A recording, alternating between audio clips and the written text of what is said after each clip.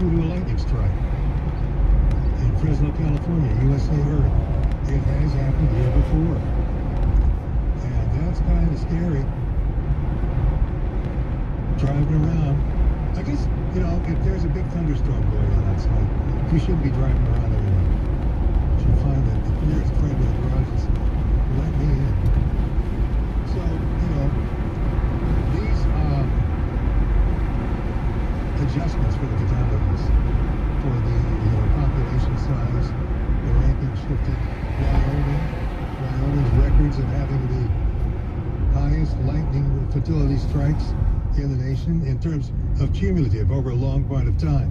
5.13 deaths per million residents year after year, followed by Alabama at 4.5, Montana at 4.41.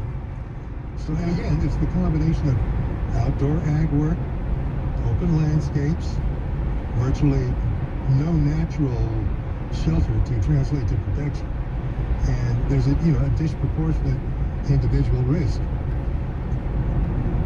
So there are places where it just happens more frequently, bang, bang, bang, like a hammer continually knocking at the door, and it's killing people too.